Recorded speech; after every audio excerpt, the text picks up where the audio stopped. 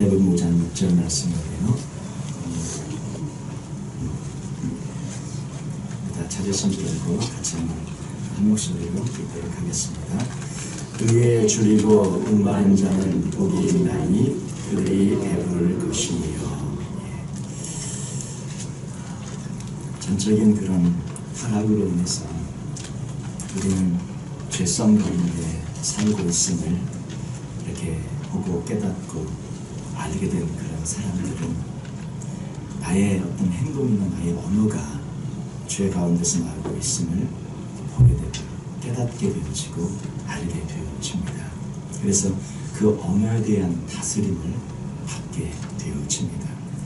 이렇게 받고 싶은, 또 다스려달라고 기도하는 것조차도 갈급하면서 나오고, 마음이 가난한, 심령이 가난하면서 나오고, 또 줄이고 목마르면서 그런 모든 것들이 나오게 되어집니다.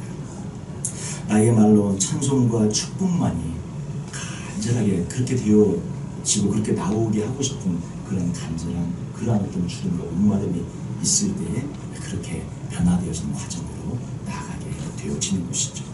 야고보서 3장 6절에 우리가 지난번에 말씀이 이렇게 다 하지 못했던 말씀인데, 야고보서 3장 6절 말씀 보면 혀는 곧 불이요 불의의 세계라. 혀는 우리 지체 중에서 온몸을 더럽히고 삶의 수레바퀴를 불사르나니 그 사르는 것이 지옥불에서 나릅니다. 여러 종류의 짐승과 그 뒤에 이제 쭉 여러 종류의 짐승과 새와 벌레와 바다의 생물은 다 사람이 길들일 수 있고 길들의 왔거니와, 그 다음에 보시면 혀는 능히 길들일 사람이 없나니 쉬지 아니하는 악이요 죽이는 독이 가득한 것이라. 이 말씀에 보면 참 우리가 혀는 곧 불이고 불의의 세계고 혀가 온몸을 더럽힌다고 말씀합니다. 모든 짐승들은 모든 가축이나 새나 이런 거 다 길들일 수가 있는데 길들일 수 없는 것이 딱 한 가지 있는데 그게 혀라고 말씀을 합니다. 하나님의 말씀이 얼마나 정확한지 얼마나 진실된지 알 수 있어요. 그러니까 자기도 모르게 말이 불쑥 튀어나오고 이러잖아요. 저희 해놓고 아이고 이러잖아요. 우리가 다 그런 거예요. 우리 다 연약하니까. 근데 목에 칼이 있어야 되는데 이 말 한마디 할 때마다 혀가 칼에 의해서 통제를 받아야 되는데, 주님에 의해서 통제를 받아야 되는데 불쑥 튀어나오게 됩니다. 길들여지지가 않아요. 지난번에 저희가 그렇게 한번 다짐해봤는데 한 주간 한번 주님께 물어보고 이렇게 말해보자 했는데, 우리 한 주간 주님께 물어보고 말씀하셨는지요? 몇 번 하셨어요? 제가 지금 몇 번이나 하셨습니까? 주님께 물어보고 무슨 말을 하기 전에 주님께 물어보고 하자 했는데 아마 3번만 하셨어도 정말 대단한 것이고, 단 한 번이라도 하셨어도 대단한 것입니다. 다 잊어버렸죠? 한 주간 다 잊어버렸죠? 주님께 한번 내가 물어보고 대답해야지, 물어보고 말해야지. 한 번이라도 하셨으면 정말로 귀하신 것입니다. 근데 다 거의 잊어버리지 않았나 이렇게 걱정이 되는데, 한 번만 하셨어도 그렇게 어려워요. 잊어버리고 무의식 중에 되어져야 되는데, 무의식 중에도 그렇게 되려면 주님의 인도하심, 또 주님의 내재, 주님께서 우리 안에 임재하심이 되어져야 주님 이게 항상 대화하고 있어야 그게 가능하거든요.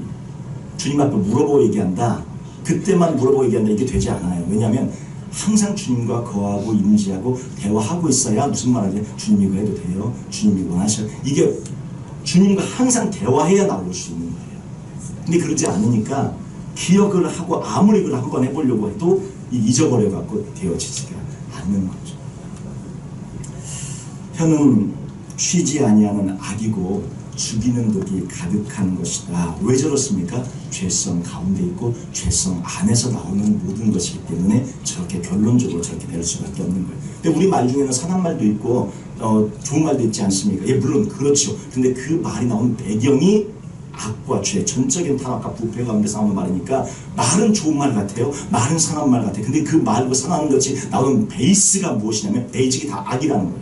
악에서 나온 것이기 때문에 그 뿌리는, 근본 뿌리는 악과 죄에서 나오기 때문에 결국 좋은 말하고 선한 말 하지만 왜 그 뿌리가 죄와 악이라는 것을 우리가 알지 못하면 내가 정말 무슨 말을 하고 있는지, 진정한 그 어떤 예수 그리스도 하는 말을 할 수 없는 그런 상황이 저희가 있게 되어지는 것이죠. 여기 보면 쉬지 아니하는 악이요 죽이는 독이 가득한 것이다.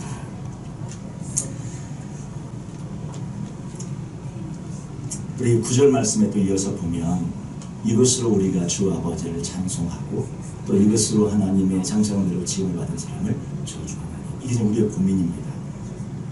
어쩔 때는 찬송을 해요. 예배 가운데 또 찬양하고 어떨 때는 좋은 말씀 한 말 합니다. 어떨 때는 나도 모르게 화가 나서 그냥 분을 내뱉는 말도 하고 악에 바친 말도 하고 남에게 상처를 주는 말도 합니다.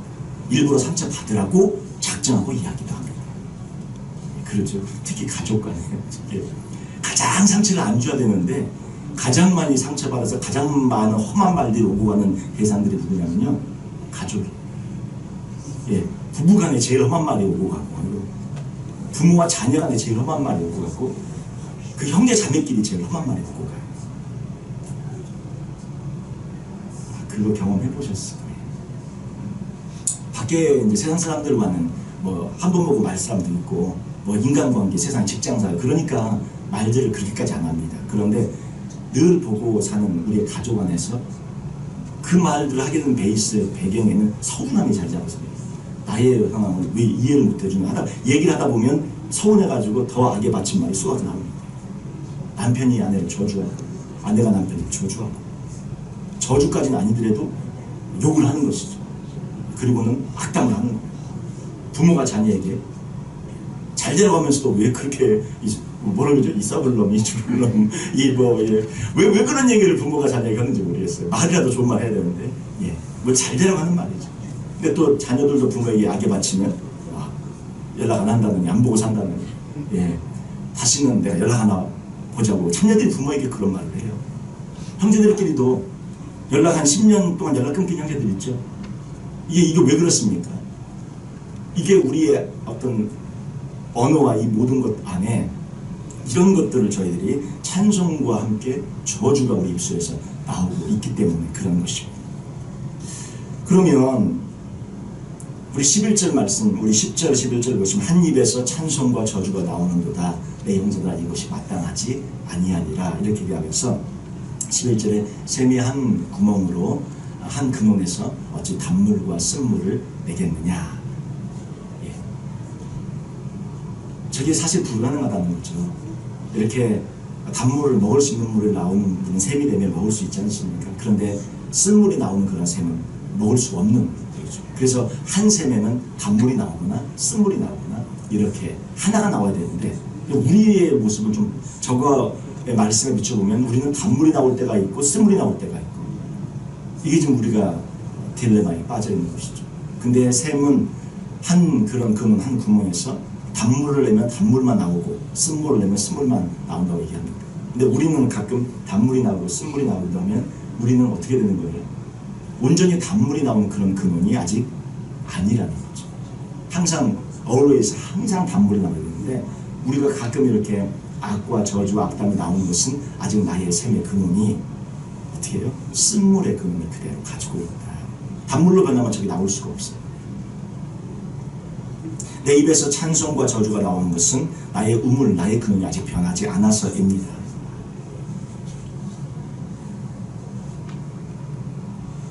샘에는 단물을 내는 샘이 있고 쓴물을 내는 샘이 있는 거죠. 근원적으로 바뀌지 않으면 절대 쓴물에서 단물이 완전히 나오는 샘으로 바뀌어질 수가 없는 거예요.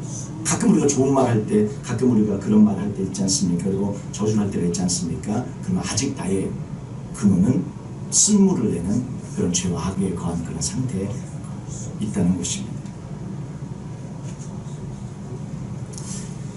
내 말이 왜 그럴까? 한번 깊이 있게 저희들이 생각을 해야 할 것 같습니다. 그리고 이 말에 대한, 언어에 대한 주님 다스림을 좀 다스려달라고 하는 그런 갈급함과 목마름이 우리 안에 있어야 하는 것이죠. 그래서 혀가 가장 나중에 변합니다. 언어가 가장 나중에 변해요. 이것이 온유함으로 나아가게 되어지고, 내가 정말 죽어졌다, 주님 안에서 죽어졌다 알 수 있는 그런 테스트할 수 있는 그런 근거가 되는 것이 혀이고 언어입니다. 마지막에 이르죠. 목마른 자가 우물을 판다는 말이 있습니다. 그 말처럼 갈급해야 저희들이 원하고 찾게 되어져. 사슴의 시냇물을 찾기에 갈급함같이 시편 42편 1절에 그런 말씀이 있는데, 사슴이 물을 찾는다는 그 표현에 담기는 의미는 완전히 사슴은 물을 찾을 때 목숨을 내놓고 완전 미친 듯이 찾는다고 합니다. 여러분 참 생명을 내어놓고 찾고 죽기 살기로 찾는다고 하는데, 이 물을 찾기에 갈급한 사슴처럼 우리가 줄이고 목마른, 의에 줄이고 목마른 자가 배부를 것이라고 말씀하고 심령이 가난한 표현들이 지금 계속 비슷한 맥락의 말씀들이 나오고 있는데, 이러한 어떤 언어에 대한, 온유함에 대한 하나님의 향한 그런 간절한 마음이 우리가 찾고 찾아져서 우리가 또 그러한 은혜로 나아가는 또 저희 모두가 되어지기를 원합니다. 온유함이라는 것은 비단 언어만의 문제만이 아니고 그의 어떤 성품이나 성격도 온유해지는 것이죠. 그리고 모든 환경에서도 쉽게 분노하거나 절망하거나 좌절하거나 실망하지 않는 것, 이런 모든 것이 온유함이라는 것을 저희들이 그것들이 다 온유함을 말씀해 주고 있습니다. 그래서 주님을 신뢰하면서 나아가기 때문에 모든 것이 합력하여 선을 이룰 줄 믿는 그런 믿음에도 나아가게 되는 것이죠. 그래서 주님의 섭리와 뜻이 있음을 믿고 맡기게 되어지기 때문에 온유해지게 되는 것입니다. 우리 아까 찬양 때도 그렇고 우리 장로님도 기도하셨듯이 한국의 코로나 바이러스가 굉장히 지금 많이 어렵고 힘든데 하나님의 살아계심을 저희들이 믿지 않습니까? 하나님을 믿습니다. 하나님께서 또 회복시키고 살릴 것이고 하나님께서 모든 것을 다스려 가시는 주님의 뜻이 있을 줄로 믿습니다. 예. 저희들이 그 주님 앞에 모든 것을 맡기고 저희들 기도하면서 하나님 도와달라고 살려달라고 기도하면서 또 하나님의 섭리와 뜻이 있음을 믿고 맡기면서 주 앞에 저희들은 온유하게 하나님 앞에 기도하며 나아가는 저희들의 모습. 그래서 이 하나님 앞에 나아가는 또 그런 또 저희들의 모습이 되어지길 바랍니다. 의에 줄이고 목마른 자가 되어져야 하는데 그 의가 줄이고 목마르다는 것은 의가 없어서 배고픈 자이고 또 목마른 자가 되어야 하는데, 우리에게 있는 이 죄성의 부분 중에 참 우리에게 끝까지 괴롭히는 게 뭐냐면, 우리가 그래도 뭔가 희망이 있고 소망이 있고 기대가 있고 내가 그래도 이 정도는 괜찮고 이 정도는 쓸만하고 내가 아직 그래도 요거는 괜찮고 이런 게 남아있는데, 그게 가장 주님 앞에 더 깊이 가는데 이게 방해물이에요. 내 말은 좋을 것이다. 나의 어떤 그런 말이나 행동은 선할 것이다. 내게는 아직 선한 것이 있고 나는 좋은 말을 할 수 있다. 좋은 구매를 할 수 있다. 이것을 버리셔야 합니다. 그래야 더 깊이 나아갈 수 있어요. 내가 주는 어떤 선함이 있을 수 있고 내가 좋은 것을 줄 수 있다. 이런 마음과 이런 생각, 이런 것들이 있을 때 주님 앞에 더 가까이 더 깊이 나아가지 못해요. 비슷한 예가 될는지 모르겠는데 제가 오늘 글에 보니까 사막을 건너는 6가지 방법이라는 책을 쓴 스티브 도나유라는 사람이 있는데, 그 사람이 이제 자동차로 사하라 그 사막을 건너가다가 그 푸슈푸슈라는 그런 무시무시한 모래 사막에 그 차가 이렇게 빠지게 되었다고 합니다. 아무리 이게 전진을 해도 안 가고 후진을 해도 안 가고 막 1단으로 하고 막 가장 저기아로 놓고 드라이브로 놓고 해도 안 되고, 이게 어떤 뭐 사이드 브레이크를 걸어도 안 나고 뭐 어떤 방법을 해도 안 되는데 차가 안 나가 빠져가고 거기 갇혔으니 이제 그대로 있다가 며칠 있다가 죽는 수밖에 없는 거죠. 그 죽을 수밖에 없는 상황에서 놀랍게 살아났는데 그 차로 사막을 다 건너고 나서 그 경험을 가지고 사막을 건너는 6가지 방법이라는 책을 썼어요.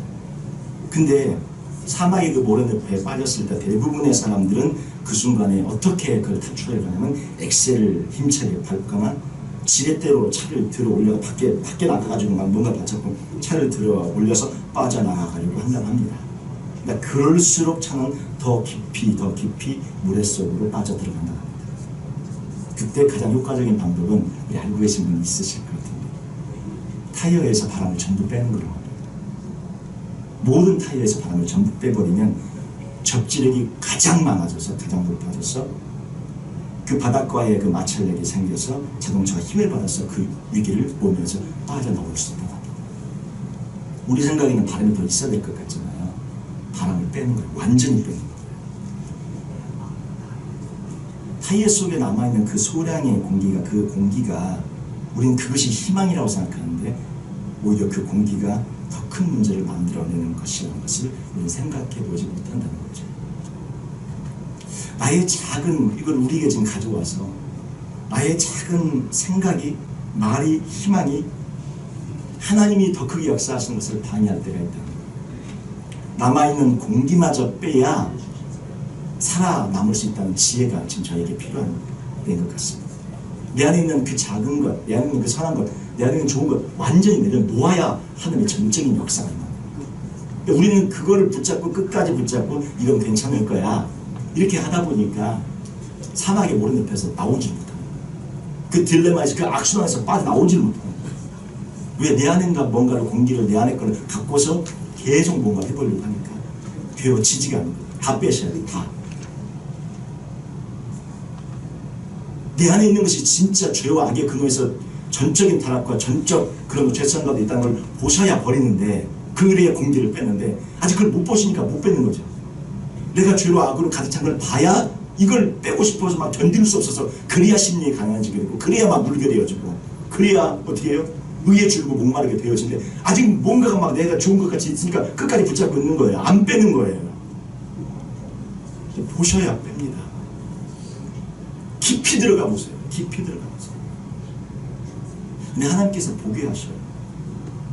하나님께서 우리의 삶 가운데 가끔 희한한 그런 아까 제가 말씀드렸죠. 부부간에 언쟁을 하면서 왜 이러지? 이럴 문제가 아닌데 왜 이렇게 되지? 하면서 그냥 서로 악한 말을 주고받습니다. 그 사건이 왜 일어났을까요? 하나님이 나의 진면목을 보라고 사건을 일으켜 주시는 거예요. 너가 그런 말을 할 수 있는 사람이다. 아닌 것 같았죠. 그런 상황이 아니니까 안 나왔죠. 그런 상황이 되면 더 악한 말을 쏟아붓고 있는 나의 모습을 보라는 거예요. 네가 실제로 하지 않았냐? 하나님께서 객관적으로 보여주시는 사건입니다. 내가 그런 말을 나 한평생 그렇게 안 살아왔는데 어느 순간 해버렸어요. 그런 말을 네가 상황이 안 돼서 안 했을 뿐이지 상황 안 되면 수백 번 수천 번 할 사람이다 보여주신 거예요. 부모에게 함부로 막말 자녀들이 또 우리 자녀들에게 함부로 막 그런 말 상황이 안 돼서 안 했던 거지 그런 말들을 보여주신 사건들이 왜 일어납니까? 왜 일어나게 하십니까? 내가 그런 말을 할 수도 있는 그러한 존재라는 것을 보여주기 위해서 그러한 일들이 일어나는 거예요. 이게 일어나는 건 더 큰 축복입니다. 오히려 감사하시면서 하나님 제가 보았습니다. 저의 진면목을 보았습니다. 그거 하나에 완전히 제가 저의 어떤 한계와 이상을 넘어서서 제가 배우자에게 남편에게 아내에게 그런 말을 했고 부모에게 그런 말을 했고 제 자녀에게 그런 말을 했고 제 형제 자매들에게 그런 말을 했습니다. 제 친구들에게 그런 말을 했습니다. 이게 저의 진짜 모습이군요. 그게 여러분의 가짜 모습이 아니고요. 어쩌다 한번 일생에 한 번 있는 모습이 아니라 그게 진짜라니까요. 진짜가 드러난 거예요. 그 모습을 보셔야 한다는 거예요. 제가 지금 말씀드린 것은 일생에 한 번 있었는데 하나 목사님 일생에 한 번 있었는데 일생에 딱 두 번 있었는데요. 에이 그러면 누구나 실수하죠. 그러면 누구나 하는 일이죠. 그 일생에 제가 아무리 기억을 더듬어도 일생에 한 번인가 두 번밖에 없습니다. 이러고 지금 얘기하시고 싶으신 거죠. 근데 일생에 한 번 두 번이 아니라 그게 내 안에 있는 진짜 모습이 하나님의 은혜 가운데 드러난 거라는 거예요. 그거를 보신 분이 축복입니다. 그걸 보셔야 돼. 내가 이런 존재야. 내 입에서 찬송을 지금까지 한평생 했는데 난 저주하는 말 이런 말 안 할 줄 알았는데 어느 순간 터져나와 버렸어요. 내가 그런 존재. 그걸 보셔야 타이어에서 공기를 완전히 빼서 주님 저를 죽여주십시오. 주님 저의 자아를 부숴주십시오. 그런 기도가 진짜 나온다는 거죠. 내가 죽어야만 바람을 완전히 빼야만 살아날 수 있습니다. 내 안에 있는 작은 희망과 소망 나는 선하다는 생각을 완전히 다 없애고 버리시기를 주님의 이름으로 축원드립니다. 제가 전에 한번 말씀드린 적이 있는데 탈무드에 보니까 그런 글이 있더라고요. 사랑과 기침과 가난은 숨길 수 없다. 이 세 가지는 숨길 수 없나 봐요. 사랑하는 사람은 그 감정을 아무리 감추려고 해도 짝사랑하는 것 하고 막 상대방이 모를 것 같은데 은연중에 다 알잖아요. 은근히 그렇구나 날 우리 학창 시절 다 안 겪어보셨습니까? 다 이렇게 짝사랑 해보시고 또 받아보시고 다 그러셨을 때 우리 결혼도 하시고 사랑하는 사람에게 눈을 보면 사랑하는지 아닌지 알잖아요. 사랑은 감출 수 없다 그러고 또 기침 나오는 거 이거 아무리 안 하고 말라 그래도 기침 나오는 거는 어느 순간 반드시 이렇게 나오게 되어서 기침도 감출 수 없고 또 한 가지 가난은 감출 수가 없다고 합니다. 그게 좀 이렇게 가난하지 않은 것처럼 보여주려고 해도 그의 모든 삶 자체가 어렵고 힘드니까 감춰질 수가 없는 것이죠. 근데 오늘 제가 이 말씀을 왜 드렸냐면 이 가난에 대해서 심령이 가난하다 그 표현이 있었잖아요. 가난한 사람은 감출 수가 없어요. 주님 채워지고 싶어서 가난한 그런 심리를 가진 사람은 감출 수가 없어. 주님을 향한 뜨거운 마음과 사랑의 마음을 갖게 됩니다. 드러나요. 의에 줄이고 목마른 사람, 의에 줄여서 가난하고 의에 줄여서 목마르고 이 가난한 의에 가난한 사람은 드러나요. 드러나. 왜 가난하게 되어집니까? 자기의 모습을 봤기 때문에 주님으로 채워지고 싶어서 가난하지만 몸부림을 치는 거예요. 몸부림을 치겠다. 여기서 말하는 의가 의에 줄이고 목마른 자는 복이 있나니 저희가 배부를 것이다 오늘 얘기했는데, 여기서 말하는 의는 무엇일까? 세상이 말하는 의의 보편적인 개념은 이렇습니다. 사회정의예요. 이 의, 저희가 여기서 의에 대한 걸 잘 생각을 해보셔야 될 것 같은데, 의에 줄이고 그럼 이 의가 뭐냐? 세상의 정의사회를 구현하는 어떤 그런 것이 여기서 말하고 있는 의냐? 착하고 좋은 사람이 되는 것, 정의로운 사람, 도덕적인 사람, 인격적인 사람, 그런 어떤 의를 말하는 것이냐? 그것이 아닙니다. 이 의는 사회적인 어떤 도덕, 어떤 구현, 그런 걸 말하는 거 아니에요. 그리고 그런 것이 의라면 그거는 시대마다 상황마다 의의 개념이, 옳고 그름에 대한 의의 개념이 조금씩 달라져 옵니다. 예를 들어서 뭐 동성애라든지 아니면 여러 가지 많은 것들이 있겠죠. 하나 얘기한 예를 들었는데, 그런 개념이 요즘은 그냥 그 사람의 성적인 기호 있지 않느냐? 세상에서의 판단 기준은 많이 달라졌어요. 성경은 그렇지 않습니다. 처음부터 끝까지 동일한데요. 여기서 말하는 의의 개념은 어떤 그런 개념이 아님을 저희들이 알게 됩니다. 의의 개념, 의는 무엇인가? 무엇입니까? 예수님입니다. 여기서 말하는 의는 예수님이에요. 예수님이 이루신 의고 예수님 자체입니다. 의가. 하나님의 의는 예수님이에요. 예수님 자체, 예수님이 이루신 것, 그의 십자가, 그의 모든 것, 바로 그것이 의입니다. 하나님 보실 때 이 세상에서 옳은 것, 의는 단 한 가지밖에 없어요. 예수님밖에 없어요. 다른 모든 것은 의가 아니에요. 하나님 보실 때 옳은 것 단 한 가지, 그것은 예수님입니다. 의에 줄이고 목마르다는 것은 무슨 뜻이 되는 거죠? 예수님으로 줄이고 예수님으로 목마른 사람이어야 한다는 거예요. 죄성으로 가득 찬 자신을 보았기 때문에 더 주님만을 원하게 되어진 그런 사람으로 나아간 사람. 시편 42편 1절 말씀 보면, 여기 하나님이여 사슴이 시냇물을 찾기에 갈급함같이 내 영혼이 주를 찾기에 갈급합니다. 갈급함이 있어요. 영혼을, 주님을 찾는데 갈급함이 있는 그런 영혼. 줄이고 목마른 거, 뭐에 줄이고 목말랐어요?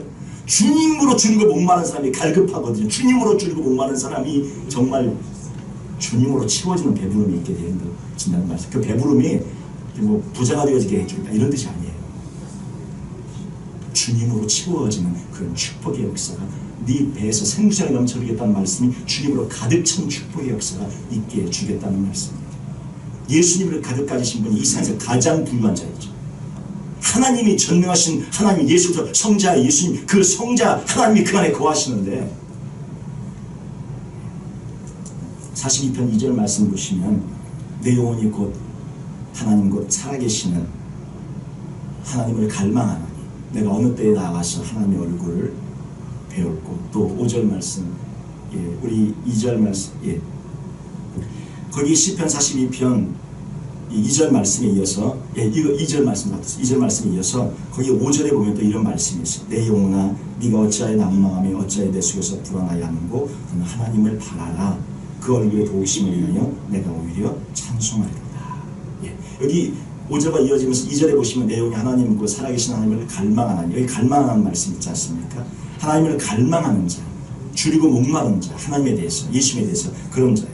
이사야 55장 1절 말씀 이어서 보시면 오라 너희 모든 목마른 자들아 물로 나오라. 돈 없는 자도 오라. 너희는 와서 삶 앞에 값없이, 돈 없이 값없이 와서 포도주와 젖을 사라. 여기 이제 목마르다는 표현이 나옵니다. 아까 우리 의에 줄이고 목마르다 얘기했잖아요. 목마른 표현, 줄인 자들이 지금 나아오라는 거예요. 여기서 와서 말씀하고 있는 이 의미가 무엇입니까? 너희 목마른 자들아 물로 나오라. 이 말은 예수님 앞에, 하나님 앞에 나오라는 그런 말씀이에요. 그리고 자 요한복음 7장 37절 39절 보면 명절 끝날 곧 큰 날에 예수께서 서로 외쳐 이르시되 누구든지 목마르거든 어떻게 해요? 내게로 와서 마시라. 의에 줄이고 목마르다는 표현을 주님께서 구약에도 시장에도 말씀하고 계시는데, 누구든지 목마르거든 내게로 와서 마시라. 목마른 자가 주님 앞에 오거든요. 주님 앞에 오는 자는 그 목이 채워지고 그 배가 채워져요. 그리고 38절 말씀 보시면 나를 믿는 자는 성경의 이름과 같이 그 배에서 생수의 강이 흘러나오리라 하시니 생수의 강이 흘러나와서 가득 채워진 축복의 역사. 39절 이를 그를 믿는 자들이 받을 성령을 가리켜 말씀하신 것이라 예수께서 아직 성령 영광을 받지 않으셨으므로 성령이 아직 그들에게 계시지 아니하시더라. 이 말씀을 보면서 누구든지 목마르거든 예수님께로 가서 마시는 그런 축복의 역사가 있고 예수님께서 보신 성령을 통한 가득 채워진 축복의 역사가 있습니다. 근데 이제 우리는 지금 예수님 우리가 믿었잖아요. 성령이 내 안에 거하시잖아요. 지금 근데 문제는 충만하십니까? 성령님으로 채워져서 배부르십니까? 아닌데 성령님이 어디 가는지도 모르겠고 내 안에 거하신다는 데 느껴지지도 않고 주님 있으신다는데 잘 모르겠고 이게 우리의 딜레마, 우리의 문제인 거죠. 누구든지 목마르거든 내게로 와서 마시라고 했는데 예수님 때문에 줄이고 목마른 사람, 예수님 때문에 정말 그렇게 되어진 사람 참된 축복의 역사가 있게 되어진다는 것입니다. 왜냐하면 주님이 가득 채워주신 그런 배부름의 역사가 있게 되어지니까. 요한복음 6장 35절 말씀 보겠습니다. 예수께서 이르시되 나는 생명의 떡이니 내게 오는 자는 결코 줄이지 아니할 터요 나를 믿는 자는 영원히 목마르지 아니하리라. 여기서 줄이지 않고 목마르지 않는다는 의에 줄이고 목마르다는 표현들이 지금 계속 연결해서 주님께서 다른 구절들을 통해 설명하고 있는데 뭡니까? 주님이 생명의 떡이기 때문에 주님께 오는 자가 줄이지 않고 목마르지 않게 되어진다 말씀입니다. 이것을 저 예수님 믿었으니까요. 믿은 걸로 지금 설명하자면 부족하다는 거죠. 조금 더 나가자는 거죠. 믿었는데 우리는 지금 이렇게 가득 채워지는 역사가 이게 안 되어지니까 믿는 것 차원을 더 넘어서는 것이 있다는 거예요. 요한복음 6장 53절 56절에 보면 예수께서 이르시되 내가 진실로 진실로 너에게 이르노니 인자의 살을 먹지 아니하고 인자의 피를 마시지 아니하면 너희 속에 생명이 없느니라. 이어서 보실까요? 내 살을 먹고 내 피를 마신 자는 영생을 가졌고 마지막 날에 내가 그를 다시 살리리니. 다시 볼게요. 내 살은 참된 양식이요 내 피는 참된 음료다. 그 다음에 56절 내 살을 먹고 내 피를 마시는 자는 내 안에 거하고 나도 그의 안에 거하나니. 성만찬과 연결된 말씀인데요. 인자의 살을 먹고 인자의 피를 마시는 자 그가 영생을 가졌고 그 주님의 살과 피가 참된 양식이고 참된 음식입니다. 음료입니다. 그래서 내 살을 먹고 내 피를 마시는 자가 내 안에 거하고 나도 그 안에 거해서 이렇게 되어질 때 진정으로 배부름의 역사까지 나아가게 된다는 것입니다. 1년에 한 두 차례 성만찬을 통해서만 채워지는 성만찬으로 그렇게 되어지는 게 아니라 단순히 예수를 믿고 산다고 해서 저게 이루어지는 것이 아니라 저것이 매일매일의 삶 가운데 이 내 안에서 이루어질 때 진정한 그런 배부름의 역사가 채워짐의 역사가 있게 되어진다는 것입니다. 자, 그러면 요한복음 16장 10절 말씀 의에 대하여라 하면 아까 지금 저희가 말씀 의에 줄이고 목마른 자 그 의가 뭐라고 그랬어요? 예수님이라고 그랬죠. 그 예수를 믿는다는 단순한 차원을 넘어서 더 깊은 차원으로 주님으로만 채워지고 갈망하는 상태를 말했는데 그 의에 줄이고 목마른 자는 복이 난 저희가 배부를 것이라고 말씀했습니다. 그 의에 요한복음에서 의에 대하여라 함은 의를 설명하고 있습니다.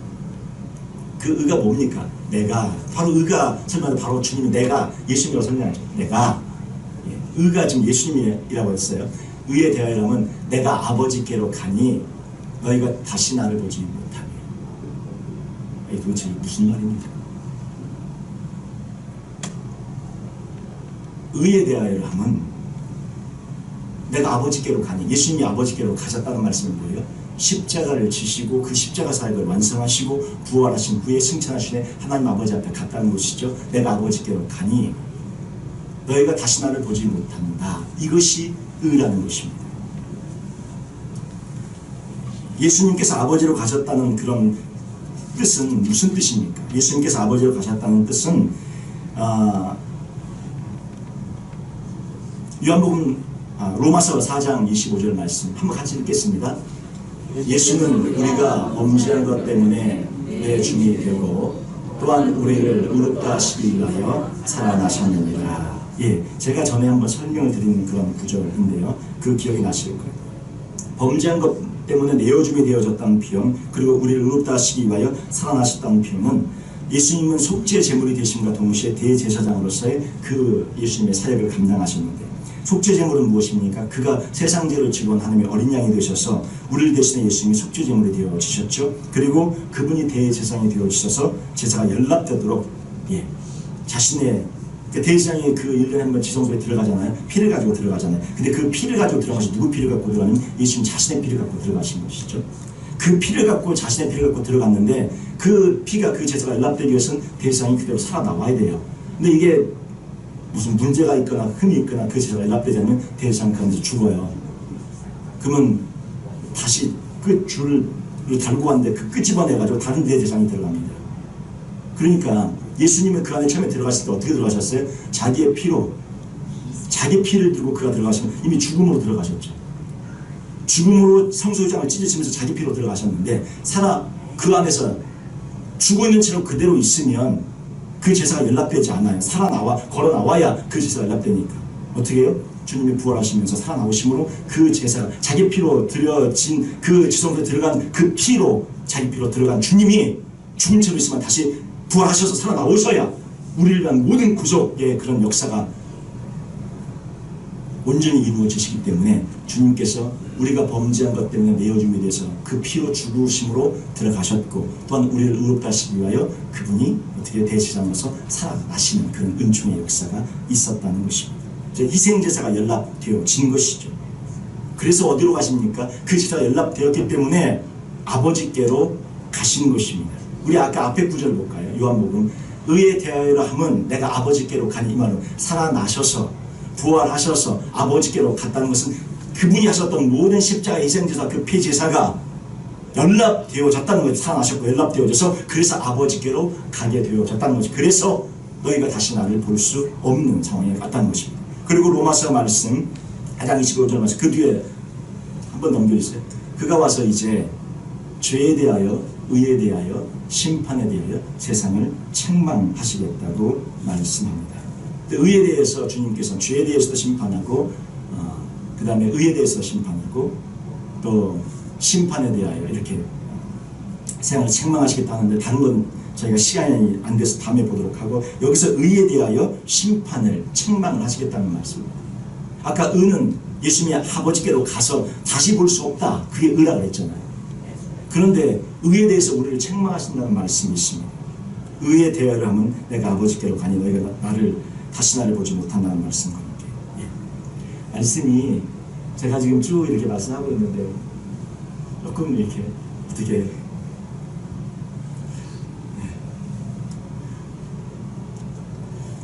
너무 그냥 말씀만 제가 많이 했나요? 너무 말씀만 많이 해갖고 조금 이렇게 좀 재미난 이야기도 하고 막 그래야 되는데 조금 지루하신가요? 괜찮으시죠? 이것만 조금 설명을 좀 더 드릴게요. 왜냐면 설명하기도 시간이 없어서 그래요. 설명하기도 시간이 없어서. 여기 지금 보면 의에 대하여 주님이 세상을 책망하시는데, 우리에게도 이 세상은 저희까지 다 포함됩니다. 저희에게 주님께서 너 의에 대해서 왜 그 의를 이루지 못했냐, 그 의를 어떻게 했냐고 책망하신다는 말씀이에요. 주님이 책망하세요, 세상을. 저희도 책망하신다는 것이죠. 그 의에 대한 말씀을 제가 간단히 잠깐 설명을 드리면, 시간이 길어져서 이렇게 자세히 저희가 갈라디아서 2장 20절 말씀 다 하시는 말씀이죠. 우리 함께 한 목소리 한번 읽어보겠습니다. 내가 그리스도와 함께 십자가에 못 박혔나니 그러기 전에 내가 사는 것이 아니라 오직 내 안에 그리스도께서 사시는 것이라. 이제 내가 육체 가운데 사는 것은 나를 사랑하사 나를 위하여 자기 자신을 버리신 하나님의 아들을 믿는 믿음 안에서 사는 것이다. 여기 이제 이 말씀의 뜻이 뭐냐? 예수님께서 내 안에 사신다, 내가 예수님 안에 산다, 이런 말씀이죠. 그리고 예수님께서 내 안에 지금 거하고 살고 있기 때문에 이걸 조금 더 이렇게 설명을 하면 조금 더 들어가도록 하겠습니다. 예수님이 내 안에 들어가서 살면, 예수님이 내 안에 있기 때문에 예수님을 볼 수 있어요, 없어요? 내 안에 계시니까 나의 영으로는 지금 만약에 우리 한계로는 볼 수가 없는 거예요. 내 안에 이미 거하시니까. 볼 수 없게 완전히 예수님과 하나 되라, 그런 말씀입니다. 예수님이 내 안에 온전히 거하는 그런 상태로 들어가라, 그런 말씀입니다. 내가 아버지께로 가니, 의에 대하여 내가 아버지께로, 너희가 다시 나를 볼 수 없다는 말씀은 뭐예요? 아버지께로 가신 그 주님께서 우리 안에 완전히 거하시면 우리가 예수님을 볼 수가 없는 그런 영적인 완전한 하나됨을 말씀하고 있는 거예요.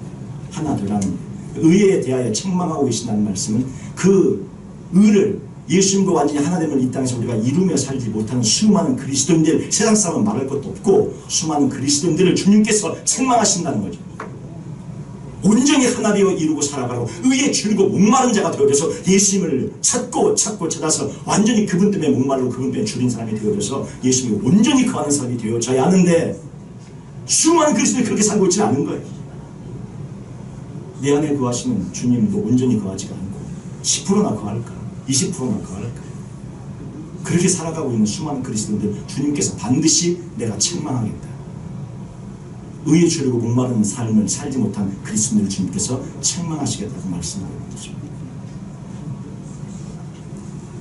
예수님으로 하나님 앞에까지 가서 그분이 지금 어디에 거하시냐면 에베소 2장 5절 6절 지금 말씀을 그냥 이게 전부 다 하나의 주님께서 말씀하는 건 다 일관되거든요.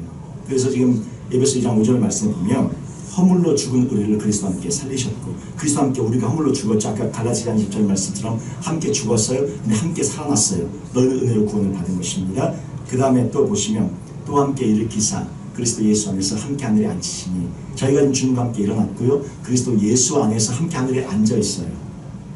우리는 주님 안에 가고 주님 우리 안에 가고 주님을 보게 해달라고 기도하지 마시고 내 안에 계신 주님, 완전히 내 안에 거하신 주님을 찾으셔야 돼요.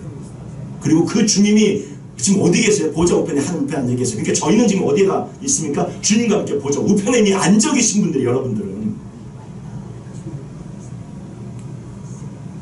그래서 의에 줄이고 목마른 자가 되어져야 되는데 주님이 함께 거하는 그런 사람이 되어져서 주님이 가득 채워지면 그 사람은 어떻게 해요? 배가 고파요? 배가 불러요? 배부른 사람이 됩니다. 다시 우리 본문 말씀 의에 줄이고 목마른 자는 어떻게 해요? 우리 마태복음 5장 6절 말씀 다시 한번 다 같이 한번 읽어볼까요? 의에 줄이고 목마른 자는 복이 있나니 그들이 배부를 것이니요. 왜요?